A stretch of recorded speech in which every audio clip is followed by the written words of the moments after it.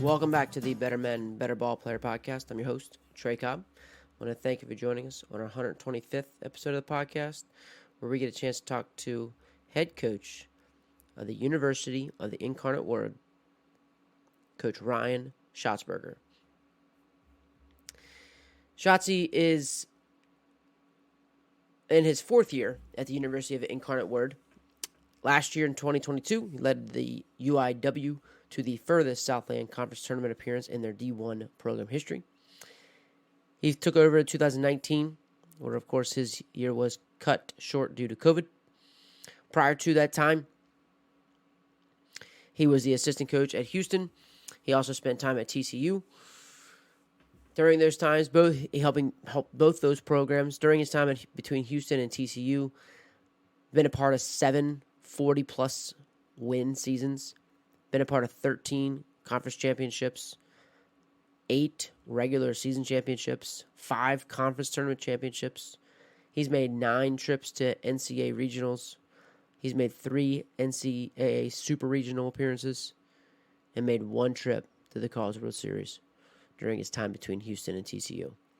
During his tenure as coach, he's coached over 60 players who've been drafted, 8 of which have made to the big league roster. And as of right now, he's got 5 current former players currently playing in the big leagues. So, great track record. Coach Shotzberger. And I just really enjoyed our conversation, man. We just know each other for a while, and just being able to reconnect and touch base and see how things are going with his culture. And he's really trying to build a program and creating his own identity within that and the things that he's learned. Knowing the great things that he has learned, and he's been surrounded by some great people, which you'll hear all about, and the great players he's been able to coach, and just using all those things and making it his own as he's starting to build his program at UIW. So, really appreciate him taking some time. Really appreciate our guys at Netting Pros for helping us out as well. Netting Pros are improving programs one facility at a time. Netting professionals specialize in the design, fabrication, and installation of custom netting for backstops, batting cages, dugouts, scoreboards, BP screens, and ball carts. They also design and install digital graphic wall padding, windscreen, turf protectors, dugout benches, dugout cubbies, and more. Netting professionals continue to provide quality products and services to many recreation, high school, and college fields, facilities, and stadiums throughout the country. Contact them today at 844-620-2707 or info@nettingpros.com. Visit them online at www.nettingpros.com or check out Netting Pros on Twitter, Instagram, Facebook, and LinkedIn for all the latest products and projects. So a big shout out to them. Thank you for those guys, and thank you for Coach Shotzberger for taking some time, reconnect, and talk for the podcast. So here he is. Now you're going to enjoy it. Coach Ryan Shotzberger. I think there's a lot to it where you can actually develop the kid. And development's a big buzzword now in baseball and recruiting. And nobody's ever developed sitting on the bench and just practicing. You develop by playing. Mm-hmm.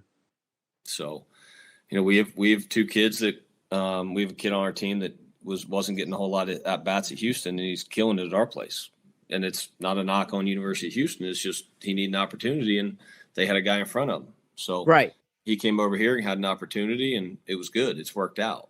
But, it's Todd and I coached together for, 14 years. And he texts me all the time, hey, how's so-and-so doing? I'm like, he's doing great, man. Like, it's not a disconnect for the kid and the coaches. And the portal's kind of been vilified that coaches don't care about the kids, and that's the farthest thing from the truth, But I'm not a freewheeling NIL, go get your NIL shortstop from somewhere else when, you recruited a kid and it didn't work, But it's got pluses and minuses. Just like everything in life. Sure. I just think the management of it is there's no way to monitor it. There's no way to monitor the contacts.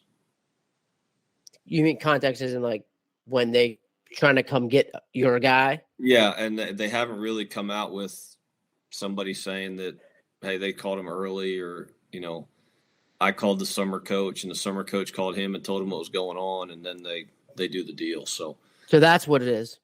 A lot of times, and there could be a guy on the team or if I played with you in the summertime, hey, what's Trey going to do? Is he going to stay there? Or what's he going to do? So, it is what it is. Just got to keep going and find a way to win the next day. Yeah, man. Dude, buddy.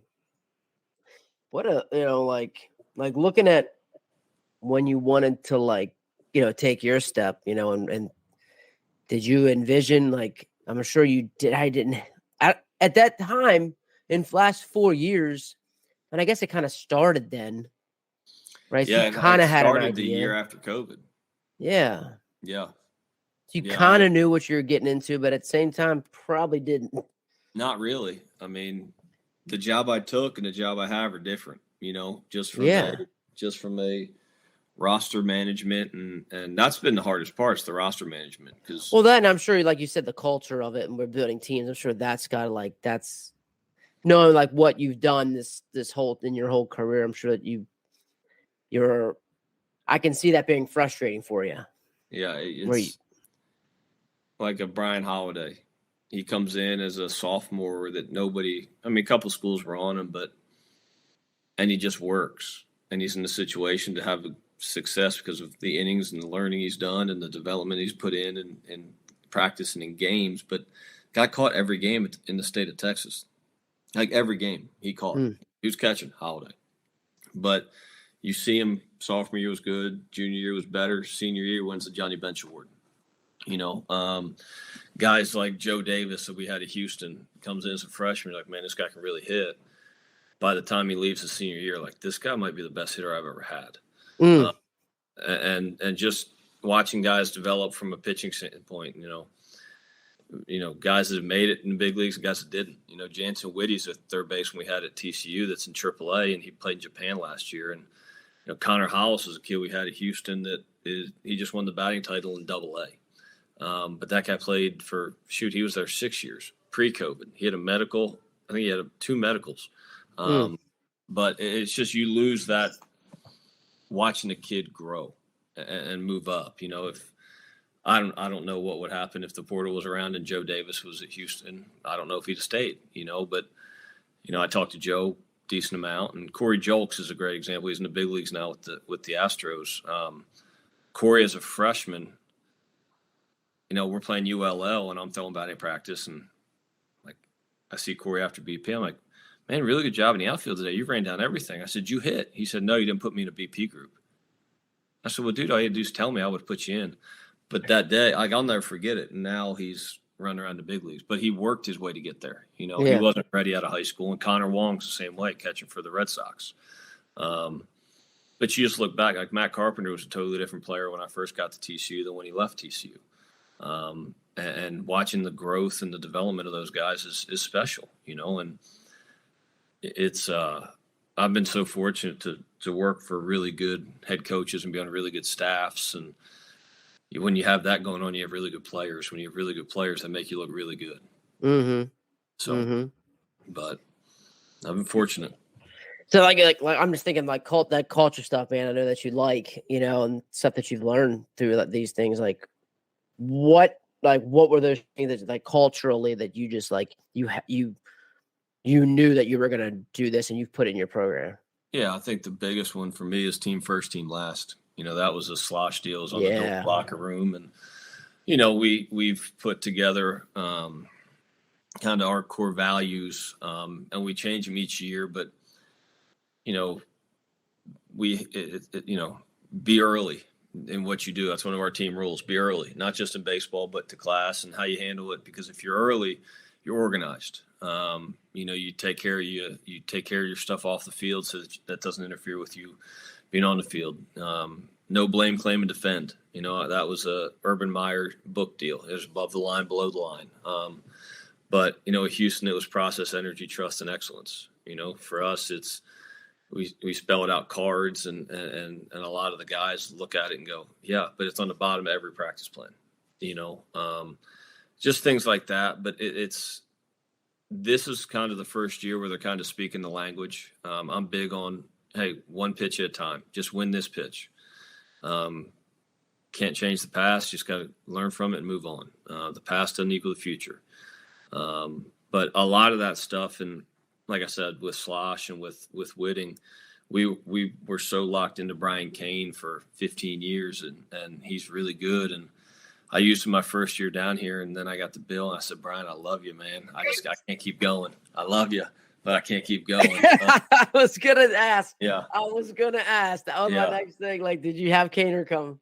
Yeah, but it was, there's certain things you take from each program that you're like, that I really want to do that, and there's other things that I've said I'm not going to do it that way. I'm going to try to do it a different way. One of the big things that Slosh was really, Slosh and Tita both, and I think it helped having, when I got to TCU, Slosh was the head coach, Todd Whitting was the assistant, Randy Mazey was the other assistant. Well, Mazey's at West Virginia as the head coach, Todd's at Houston, and Slosh is now at A&M. So I think I went like 2 years in staff meetings, and I didn't say a word.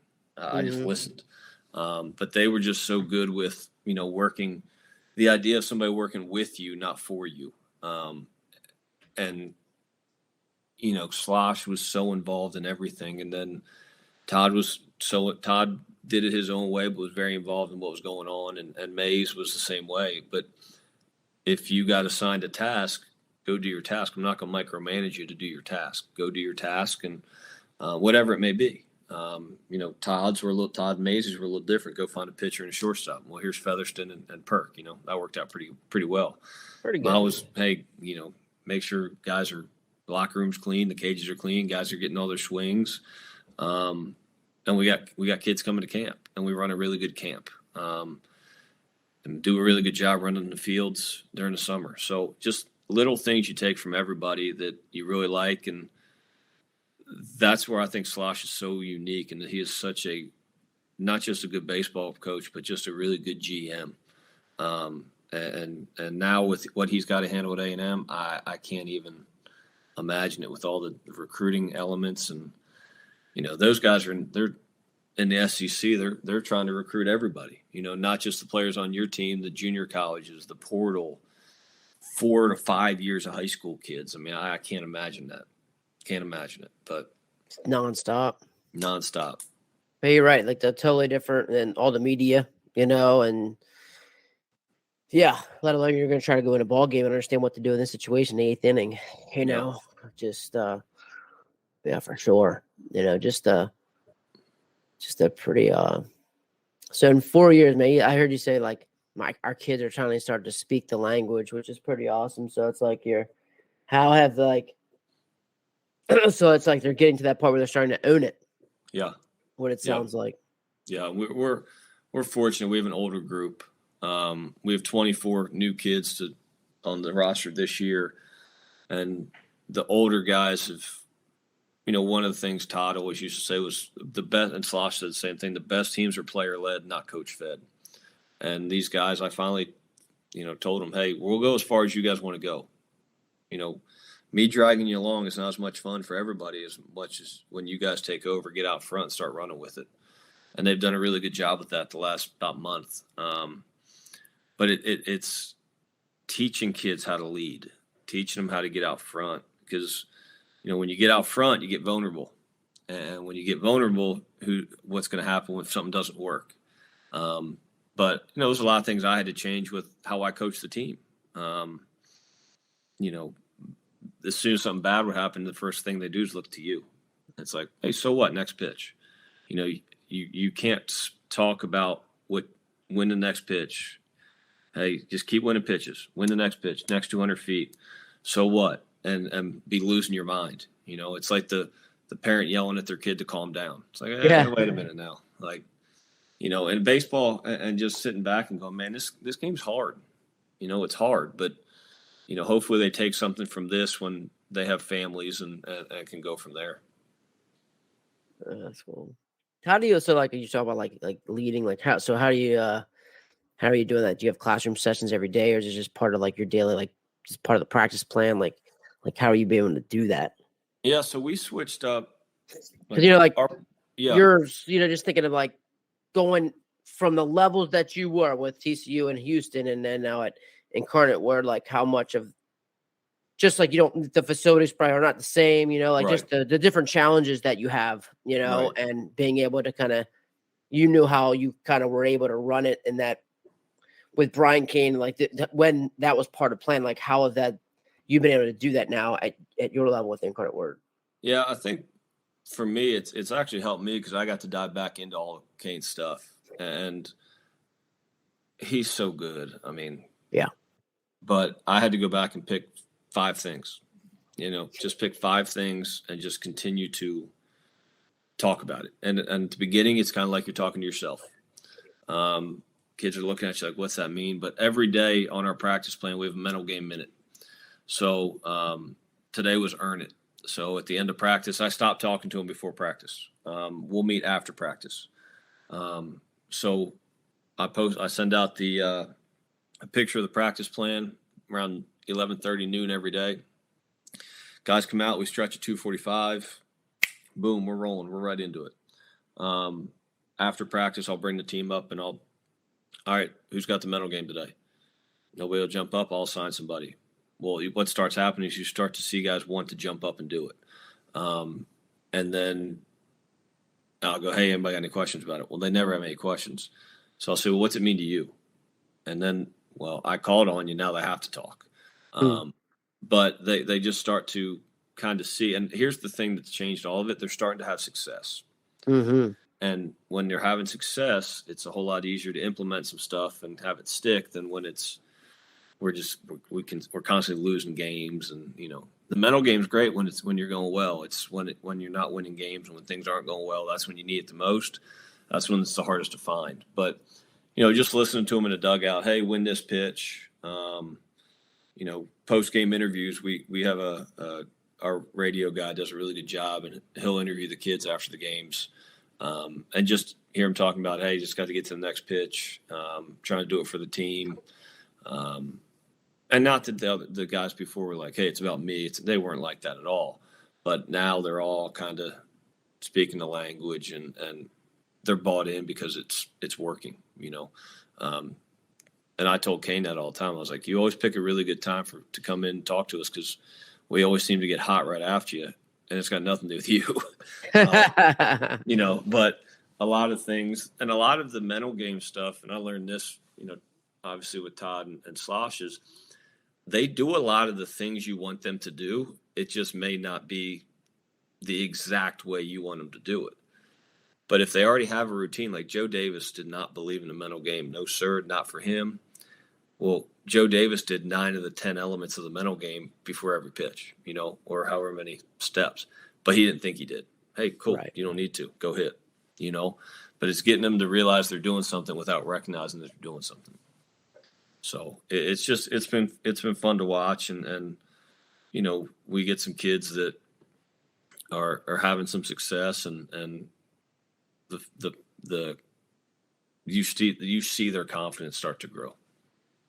Well, it's like their process is working, it's right. validating. So it's because the results are feedback, and so you're getting the right thing. So, but it certainly is hard knowing that maybe we just weren't really good enough. The mental game's there, but maybe physically weren't there. But I know what you're saying is it's kind of hard where that's when you really need it when you're struggling. But yeah, the process is working. So another great mental tidbit, sticking to the process, but knowing that the process is working because we're getting the results, right? That we want for sure.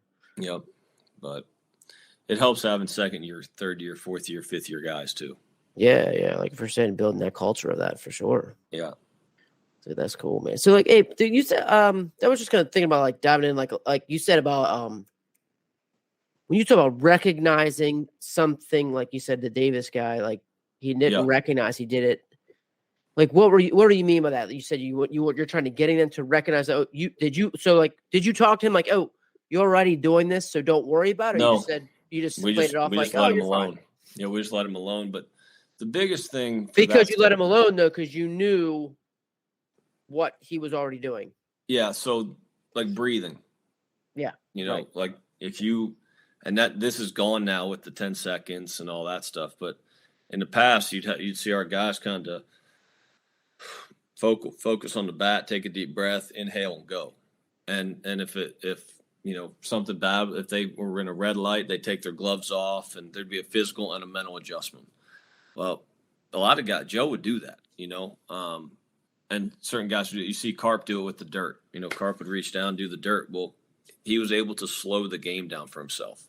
And that's really what it comes down to, is helping you get to the next pitch and recognizing that you're going too fast. It's a lot like arguing when you're arguing with somebody, recognizing that why are we arguing about something? Mm-hmm. Or that argument where you have with your buddy where you're saying the same things, just in different words. The one that recognizes it first is like, what are we doing? But being able to recognize it's the hardest part. But having guys that can go and get to the next pitch, or, we had a deal, guy makes an error, he turns his back to the infield, takes his glove off, bangs his glove, puts it back on, right back into it. So some guys would do that naturally.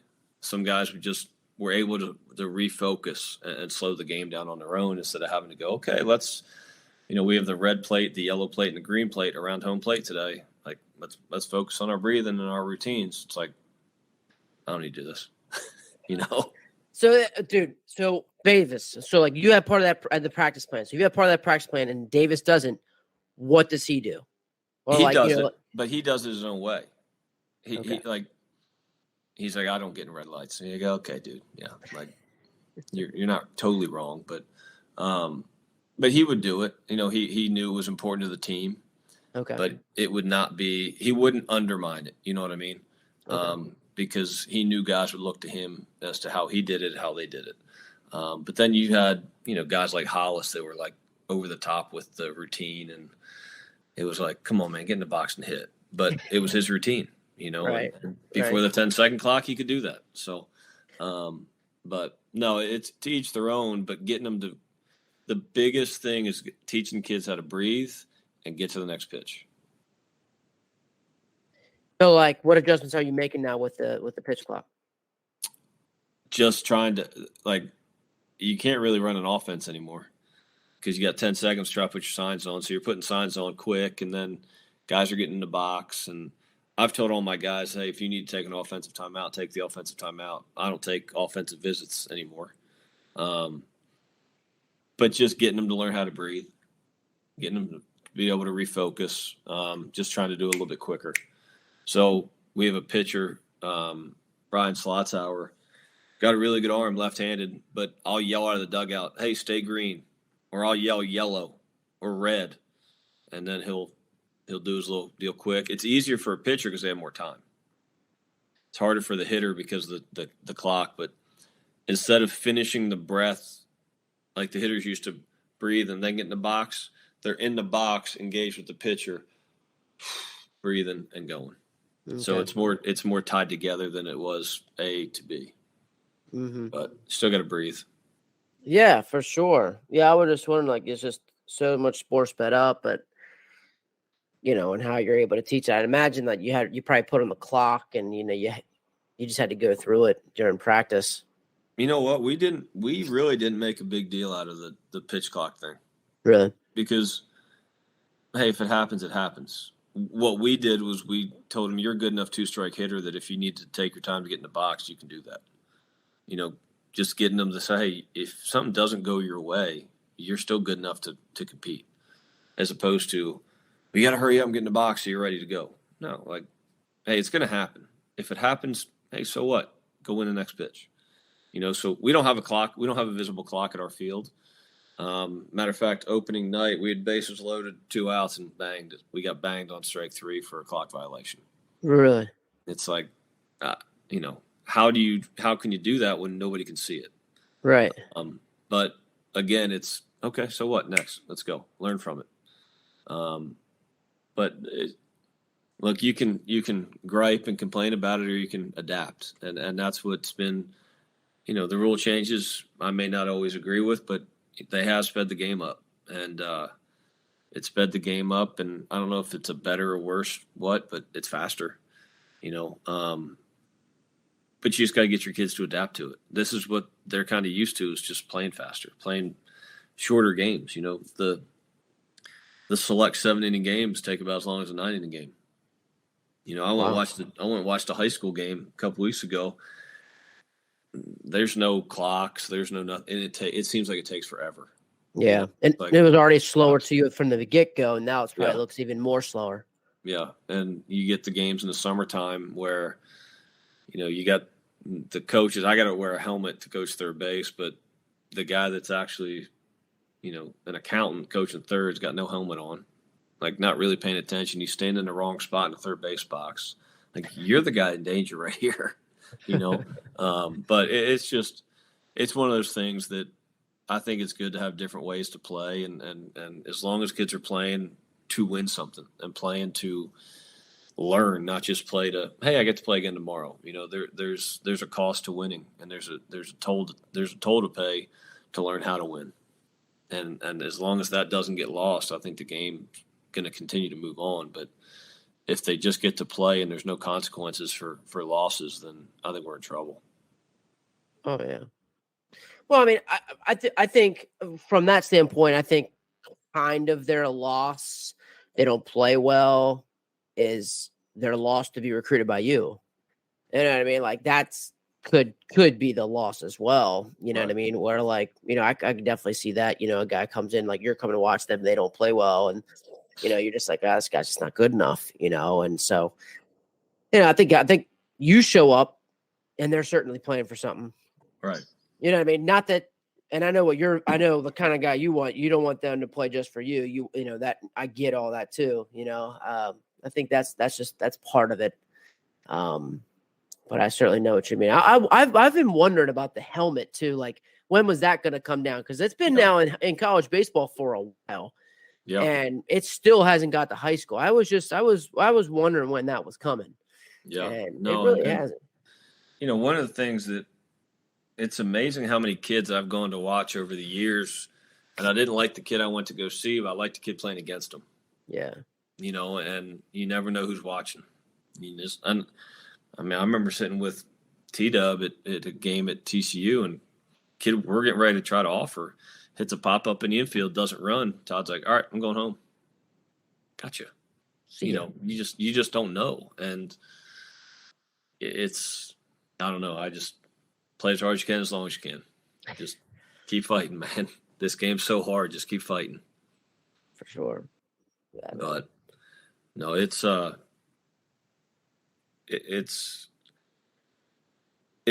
nice to have the different kids too on our team from different areas of the country. Oh yeah. We got them from Washington. We got them from Arizona. We got them from Missouri. We got them from Florida. We get them from all over. But it's you know, that's kind of been the nice thing about the portals. All right, you're not as regional anymore, you know. And obviously, me being a Northeast guy, and now living in Texas since 2005. Right. You know, it's just, you know, call Charlie O at Cecil Junior College that gave me my start. Hey man, you guys got anybody? Not this year. Or hey, I'll take a look. But you know, I think it might provide more kids opportunities.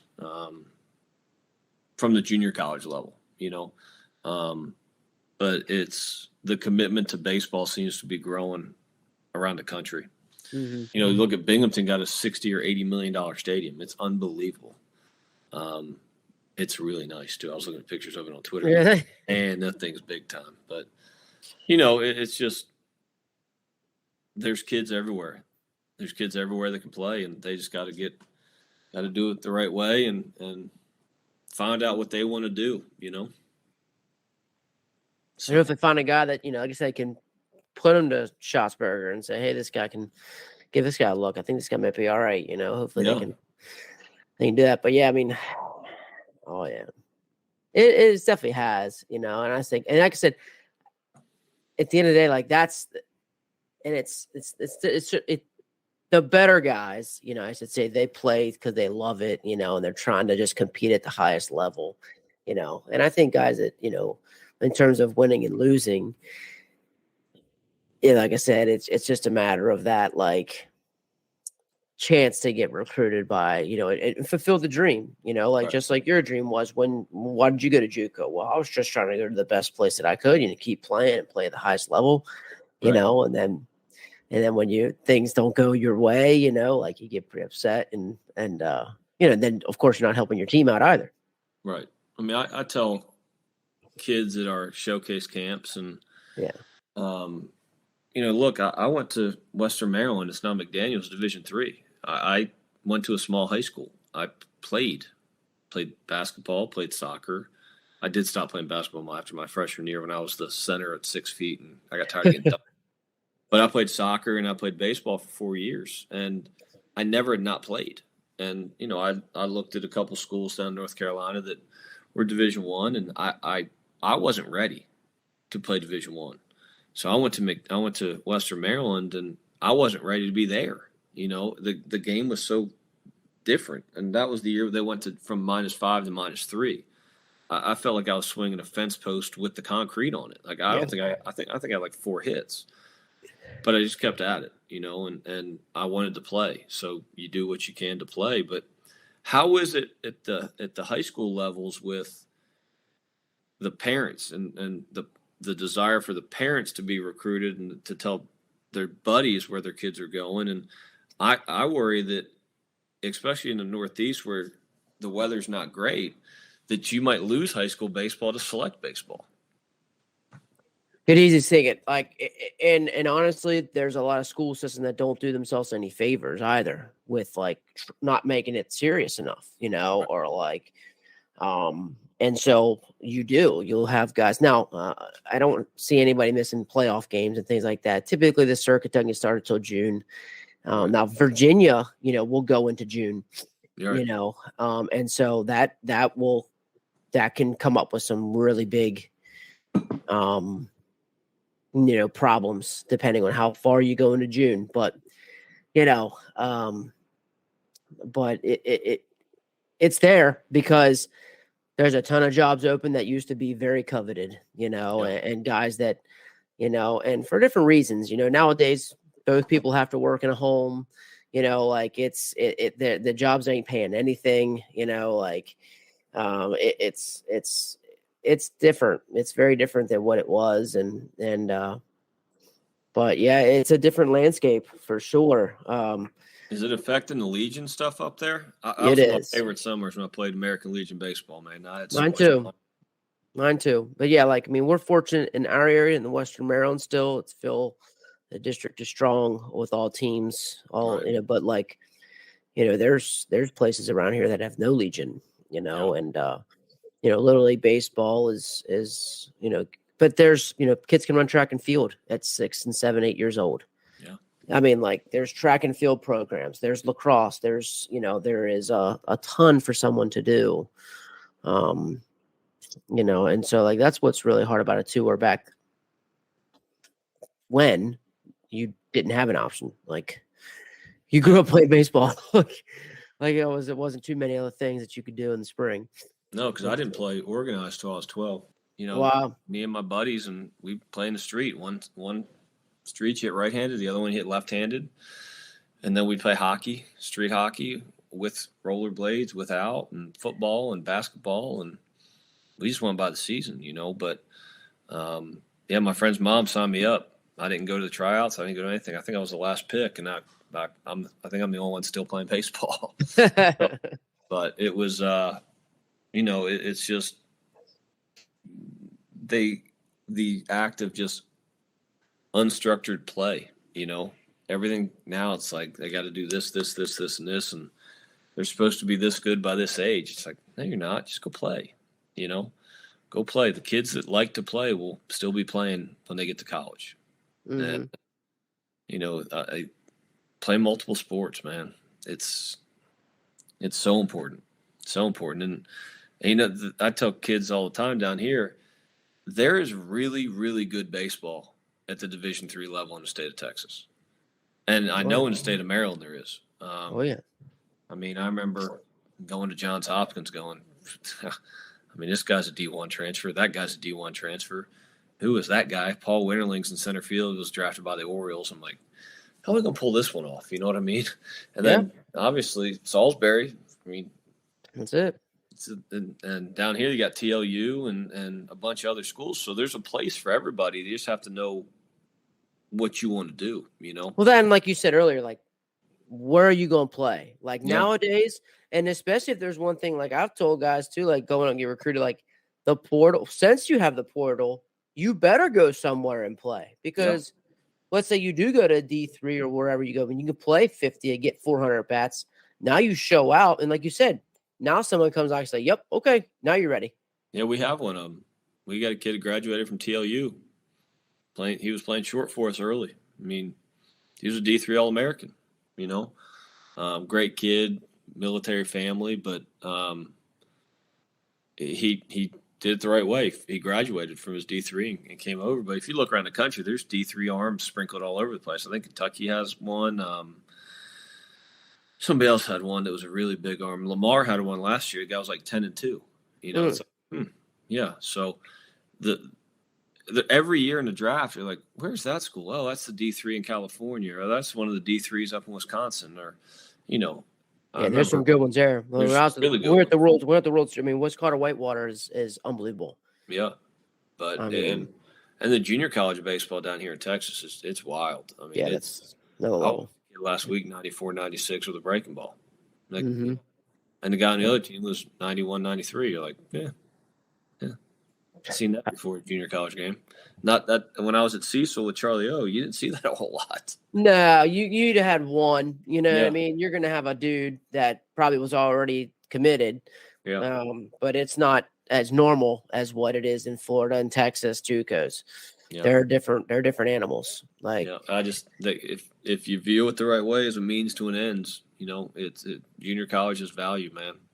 It's got value for those that, you know, maybe they're not comfortable being far away from home or whatever it may be, but there's value to it. And especially in the Northeast, man, when you can play baseball, it's, you know, you're going up against, we've been outside all year. Yeah. I mean, January, we're intersquadding.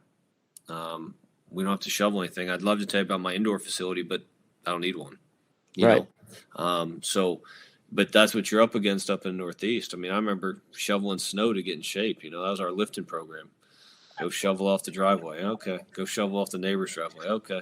I need a new glove. Oh, better go shovel the neighborhood and get some money. You know what I mean? That's it. You know, it's just there's a place for everybody. They just have to be willing to understand what their boundaries are. You know, because if you want to play, there's an opportunity for you, but you have to be realistic with your expectations and what you want to do for school. Like, what do you want your job to be? Like, we used to say it all the time. It's a 40-year decision, not a 4-year decision. And I don't know if that holds true anymore, to be honest with you. You know, it's, but it's something for people to recognize, like, it's going to end for you at some point, you know? For sure. I love that you still keep the Northeast perspective, man. Like, you're still like, we could be shoveling right now, but we're outside, you know, like that's awesome, man. You kind of still keep that perspective. Oh, I talk to my high school coach probably twice a month. And I mean, I remember sitting in the gym doing this for weeks we could play catch, man. We could hit a curveball too. Cause remember the two machines that just had the top wheel and the bottom wheel. There was no third wheel. Boom. Boom. And you're trying to angle it for the breaking ball and, it's left-handed. Let's spin it the other way. And you're in the white wall gyms and facing live at bats. You're going, this is the disaster waiting to happen. It was awful. Like, that's why, like, it was no doubt, like, we might start hitting 3 weeks into the season. Like, that we'll maybe get it up there. It was always, pitching was so far ahead of the game in Northeast. It's unbelievable. Yeah, and you couldn't really get ground balls because of the gym floor and the basketball coach getting ticked that you're leaving marks on the floor. And so then you take ground balls with the hard rubber dimple balls, and they're bouncing everywhere. It's like a tennis ball. You're like, I'm never going to fit a ground ball like this, but purpose of the drill, let's do it, you know? Yeah, and the only saving grace is, like, at least everybody else is trying to get 100%. Like, 100%. It's like, at least they're all dealing with this nonsense. Yeah, I mean, I try to schedule northern teams early in the year, and I tell our guys, hey, if you miss in the air. Yeah. Maybe they haven't seen a fly ball yet, you know? It's like probably but and the crazy thing, there's a lot of really good teams up there, man. I mean, UConn is what Penders has done at UConn is unbelievable to me after watching him and playing against him for all those years. They got a beautiful new park, and that guy gets after it. His pitching coach is a great dude. Yeah. He's funny, but you look at University of Delaware with Mams. I mean, they got it going. They got it going, and what Rob's done at Maryland. I mean, it's Maryland used to be just a doormat, and what Rob and those guys have done over there is pretty impressive, man. But because you remember it always was, hey, the good players are going down to Coastal. Yep, they wouldn't. You didn't go when Rob. No, with Rob and all, we didn't. No. I mean, what Maisie's done at West Virginia. I mean, Pot State used to be the best team in West Virginia. Correct. So, but no, it's all about the development of the kid and the relationships you have with the kids. And I called a kid tonight. We're driving to Lindale, and UT Tyler's right next door, and happens to be his birthday. So I called him, hey, happy birthday. And he tells me he's having a kid. And I said, hey, man, that's awesome. I'm excited for you. He's coaching over at UT Tyler. I said, hey, can you send me your laundry contact's name? Because we need somebody to try to do our loops. He's like, yeah, we got you. But it's just you talking to the kids 10 years later going, do you ever think this would be where you're at? Like, no. I mean, texting with Connor Wong, do you ever think you'd be in the big leagues? No. Mm-hmm. It's like I got guys that are killing it in real estate, guys that are teachers, and they're just successful because they know how to work, But you wonder, like, when you talk about the expectations, I think you were talking about that earlier with like expectations, and like those guys didn't, like, their only expectation was just, I guess, that they didn't necessarily have goals, or like what there just was like they just showed up. They made the consistency of the work. Yeah, I think, like, I know Holiday had a note card in his locker that had goals on it. I know because it fell out of his locker one day and I put it back in. And, Slosh was really good with making them set goals.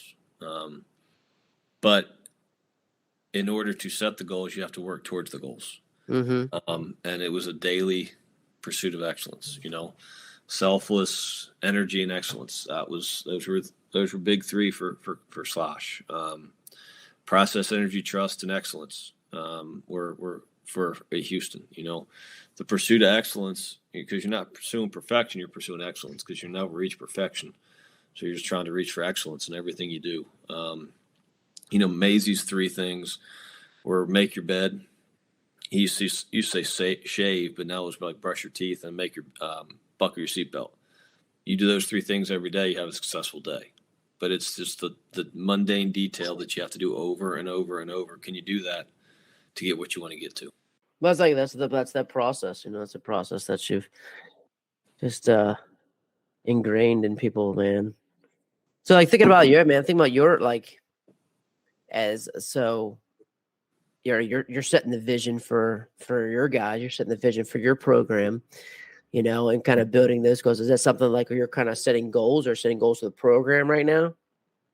Yeah. I mean, we want to do something we haven't done before. This program's never been to a regional. But to get to the regional, you have to win our conference championship. And to get to the conference championship, you have to finish top 7 in the league. So it's what can we do today to be better for tomorrow? Just trying to do the little details a little bit better. And we've gotten off to a good start, and I think we're 8-4 in conference. So we've won each of our conference series, and I just told him, if you win conference series, you'll have a chance to do those things. And how do you win a conference series? You win one game at a time. Well, how do you win one game at a time? And then we just deconstruct it from there. But the individually, especially now at the mid-major level with older guys, sometimes they lose sight of they're still getting to play, and they get stuck in I'm not going to get drafted. And that dream kind of comes to an end for some of them, but getting them back to refocus, going, hey, man, but you're still playing. You're still playing, and you're playing for each other. And that's what I think this group's done really well, is play for each other. So. Yeah, I love that background. That you just basically back mapped everything from like doing something the program's never done before. Everything just back mapped from there, and then essentially here's the simplified version. Yeah. Just win the pitch. We're just going to win the pitch as much as we can. Yeah. Timely hitting, timely pitching. You do that, you'll have success. I've heard it said a million times, and it's not going to change. It's the recipe to win. Timely hitting and timely pitching. It's a big part of the game for sure. Thinking about that, so like think about your processes. That was one of the biggest things I remember taking away from Sash. Spending time with him, and is like the 90-foot battle, and being on all the process charts and things like that. Is that something? Are you bringing those processes to them as they're trying to kind of again deconstruct how to win a conference? Yeah, we talk about positive at bats more so than we talk. I have no idea what our team's hitting right now. I have no idea, but I know we're having really good at bats because I look at it. I keep a chart in my pocket and I circle our positive at bats. And like we played Sunday, Lamar beat us, and they played better than we did, but we only had like 5 or 6 positive at bats. Their pitcher was dealing on us. But the night before we had 8 positive at bats with 2 outs. Well, you do that, you're going to win games. So I keep track of that stuff. Not necessarily with 2 outs. So not total, just with 2 outs. No, I keep a total of positive at bats. The goal 60%. But there's a lot of different things can make up a positive at bat. But we don't do the stickers like we did on the helmets there, and we don't have the big board that you used to have walking in. We used to have space, but we talk about do your job. That's been my big thing with our pitchers this year. Direction, balance, finish, and do your job. Your job is to get 3 outs before they get 1 run, and how you do it is not important as long as you get 3 outs before they get the run. Because, in pitching, you can make a great pitch, and it can get absolutely annihilated. You can make a terrible pitch, and they swing and miss, And once the ball leaves your hand, it's out of your control. So execute quality pitches with conviction, and win it or lose it, get it, and go do it again. So, but we don't have I remember that big board we had at TCU, massive. I just remember it got to a point where the stickers were almost annoying, because Carp, here's 10 more stickers, and Holiday, here's 7 more stickers because you blocked the ball with a runner at third base. Like, that's your job, dude, But they got a competition to who had the most. And no, it was good, but I think each team needs to create their own identity with that stuff, But this group, play as hard as you can, as long as you can. That's kind of our encompass all of the processes to it, because it's hard. Baseball's hard, man. It's hard, but you got to simplify it, win 1 pitch at a time, and play as hard as you can, as long as you can. Because I think we have 6 walk-off wins this year. Wow. We probably have 8 or 9 come from behind wins this year. This group doesn't stop. They don't quit. They just keep going. So, but yeah, it's that board. I remember that. Big board. Every game. Everything. Every game. From left to right. It was right when you walked in left. And Yep. Yeah, I said your coach saw. Yeah, man. Yeah, I remember putting stickers on it. Mm-hmm. I remember having to chart it too. It was harder to chart that than the frog battle. That's what it's called. Is that called the frog battle? Frog war? Something like that. Yeah. Something like that. Yeah, it was. That was a Maisie brainchild. Yeah. Then he just kept. Every coach had to pick 4 things that we'd get stickers for. The guys would get a sticker for that were important to what we did, and blocking a ball with a runner at third, throwing a guy out, an assist for the catcher, and a tag plate, home plate. Those were the big ones. But yeah. That was. Think about how many times I got blocks of ball with a runner at third base. Holiday was really good at it. And I think some of them he would bait. He would just go down to a knee and catch it low. You know what I mean? But, sticker. Yep. But still, that still is, like you said, that still is kind of good where they're already thinking and competing with it. There's some natural byproducts of that. Yeah. No. At the same time, they're having fun too. That's it. They'd be pissed if the helmet broke and they had to get a new helmet and take the stickers off and put the stickers on and the whole 9 yards. But no, that group got after it for sure. They got after it. But I think too is having a team that takes the mentality of their coaches. Slosh is ultra competitive and hates to lose, and you started to see it in the kids, and watching that happen. If you looked at TCU's record after, I think it was like April 1st, silly. Like every year they just go on a run. And that was right about the guys would just they'd click, they'd free themselves up and go play. And it was like, yep, it's on now. But it was, no, we don't have a big board or a chart or any of that stuff. It's kind of, hey, do the little things right, and it'll lead to bigger things. Yeah, and there's still the processes of like kind of getting them to, like you said, positive at bats and things like 100%. that. So like, will you break that down as part of like the after, like, or because I know Sloss didn't do many like after game meetings. So is that something you might do? You do like the after game meeting to kind of break that down, or is that something you might break down the next time in practice? We'll break it down. I'll kind of give the highlight overview of it, and then I'll pull a guy aside and go, hey, 4 for 5 last night, positive at bats, man, really good. And you can kind of sense when a guy needs it.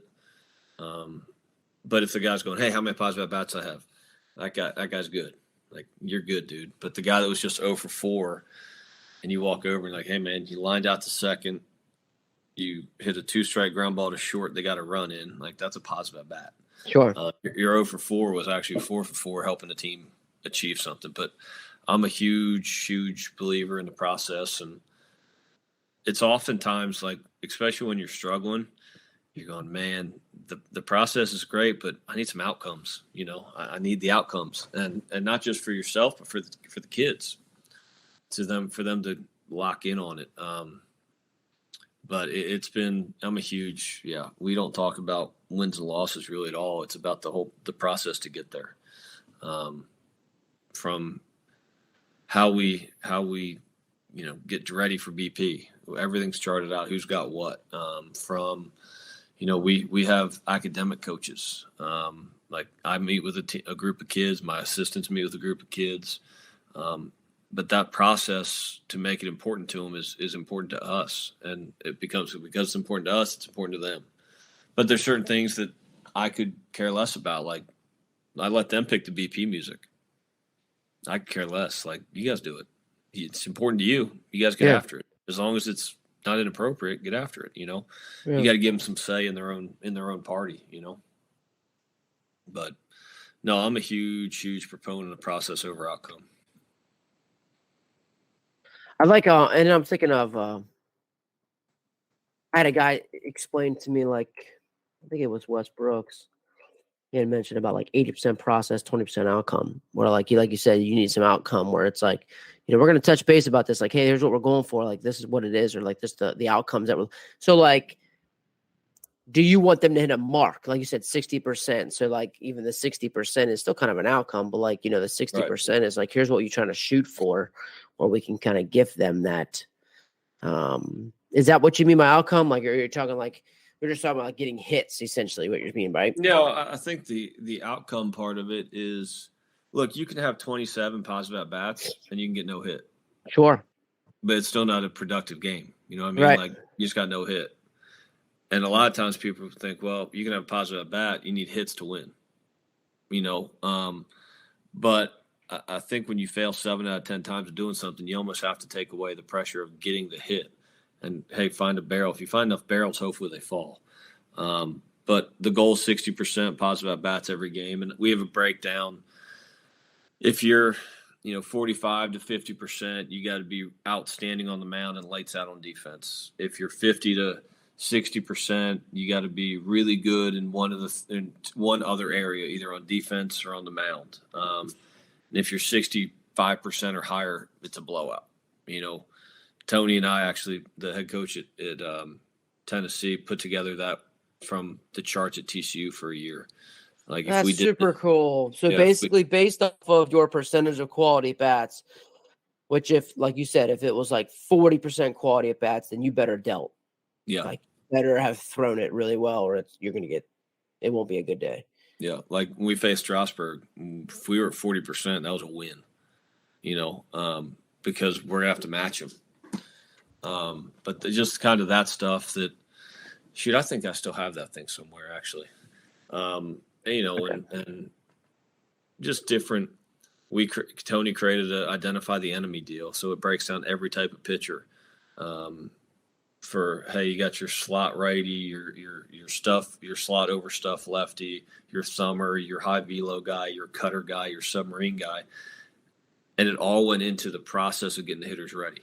Like, hey, with this guy, we're looking to do this, and it was posted so that everybody's like, okay, he'd look in the dugout and go, hey, cutter guy. They'd all go over. Here we go. But the outcome, we still wanted positive at bats, and.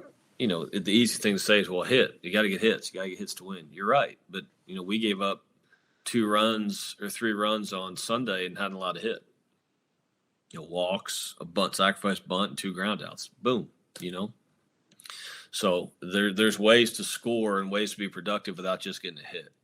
But we try to get them about 60, 65%, which usually if you're doing that, you're playing pretty well. Oh, yeah. Yeah, you mean the game. You're gonna compete. You're gonna compete for sure. You're gonna compete to win. It's really cool, man. I mean, but it even highlights even to the kids of like, okay, 40% we didn't hit, but you're also even bringing in the process of like, okay, well, then pitching wise, we're gonna put. So in order for us to win the day, we have to be able to then pitch it. Then it's gonna pick it up by pitching well and playing great defense because we didn't hit well today. Right. Essentially, what it's going to also do is like what I've always liked about it too is like it took away the whole like recapping of all the crap that we didn't do well. Right. You know what I mean? That's already kind of doing that for you. Right. And one of the big things that I'll talk less about your hits and I'll talk more about the guys getting RBIs. Okay. So I think it's the best stat in baseball. RBI, you helped your team right there.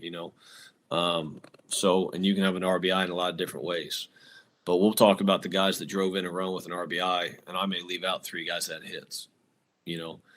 Especially, hey, if you get me a 2-strike, 2-out RBI, oh, man, I'm all in on that. But, again, it's just come from where I came from with Slosh and with Whitting. It's timely hitting, timely pitching, play good defense, and pitch it up and play D. Because it was so hard to hit at Lupton. It was so hard to hit. The wind always blew in. So you couldn't just look at the scoreboard and go, oh, man, we had 12 hits.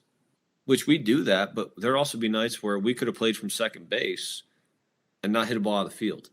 Yeah. Like the wind was just so much. So, you get beat down and you can keep beating them down or find a way to make it a positive and make it competitive for them. And that's the route we went to was the process with positive at-bats. Awesome. Yeah, that's great. And then you said about talking about like defending the pitch, like you talking about the different types of pitchers, and how you were, I guess, game planning for the pitcher. I guess that was something like you knew certain pitchers that were going to go, like so, like everything was kind of based off of that guy. Yeah, now there's so much technology now. Yeah, right? I mean, I can't remember what the scouting service is called. We don't have it, but we've seen some of them, and it's like a heat map for where guys throw pitches. I'm like, man, this is wild. Like, it's just wild. And everybody has Synergy now. They can pull it up and watch every pitch this kid's ever thrown. Last week I pull up Synergy, and Synergy just uploaded every summer league in America. I'm like, really? This is going to be a nightmare for kids going out and playing in the summer and trying to keep them at your school for a portal standpoint. Like, now I don't have to go to the Northwoods League. I can pull up every game whenever I want to see it. Oh, wow. So, but yeah, the technology, we have a virtual reality hitting deal. It's awesome. Win reality, it is awesome. But it's like, we don't, there's certain packages that, if I'm facing you, I could put you on Win reality and hit against you before we even played. Mm-hmm. So, but it's, the technology out there is crazy. And, our guys, we use Huddle. Mm-hmm. Because it goes to their phone. You want to communicate with 18 to 23-year-olds, put it on their phone. That's right. That's right. Oh, man. How have No, not at all. And then so you guys are beating your head together, putting all these plans together, and now you can just bring up Synergy. Yeah. Yep. Yep. I remember lugging around VHS tapes at TCU trying to set the VCR in the office if a game was on Fox Southwest, running in, play record. Yeah. Yeah. Yeah. How much of because you got were you with Mose at all? No.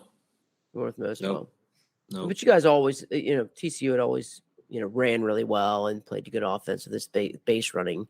Right. We've talked about some like what kind of processes have you bring in base running wise? Like what are some things that you get guys to focus on or teaching them?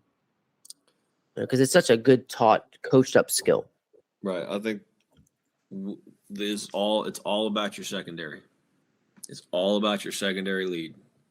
If you have a good secondary, you can do whatever you want. You can score on a base hit. You can go down angle. But being ready, being attentive, anticipate versus react. That was the big thing. And I called Maisie was our base running guy when I was there, and right, unbelievable with it. And it's funny, I called him because I spoke at the Texas High School Convention, and I basically gave Randy Maisie's presentation on base running. But it was so simple. It just made sense to me, and we were really good at it because we practiced it all the time. Yeah. Well, we do a lot of the same things now, but we've changed pieces of it, and the biggest thing is just get your secondary. Get your secondary and react and or don't react, anticipate, and go. If ball down, go. Hey, if you get thrown out being aggressive, awesome. Yeah, that's fine. Just understand the situation. And one of the things that we do is educate them on the situations. Like, when is it a good situation to go? When is it not a good situation to go? Because if the kid doesn't know, it's not the kid's fault. It's the coach's fault for not telling them, not preparing them the right way. I tell them all the time, if I give you a steal sign or I give you the green light and you get thrown out, it's my fault. It's my fault, not yours. Go play. Go play free and fast, and we'll see what happens. Coach Shotzberger, just awesome stuff. Just really love just our real conversation. Just chopping it up. Felt really natural. Just like we were just back, just talking about 10 years ago. So just really enjoyed it. Loved just his ability to simplify. I really liked how he constructed, back mapped, however you want to reverse engineer, however you want to think about it. We're taking that concept of doing what the program has never done before, and back mapping. Well, what is that going to look like? How are we going to break it down from there? And then go everything coming down to the simplest form of winning the pitch, having good at bats, doing your job, and keeping it very simple. So just some really great advice. Love the process stuff, and just our abilities to hit it and just talk some good baseball. I just really enjoyed it, and wish him the best of luck as he continues to build his culture, create his own identity within UIW, and looking forward to seeing all the other great things he's going to continue to do down there in San Antonio. So appreciate the guys at Netting Pros for all they do. Continue to reach out, give me any feedback. Maybe there's somebody out there that's continuing to want to spread the word of continuing to develop not only the person, the ball player, but also the person. So appreciate you guys. Hope you enjoyed it. So until next time, keep getting better.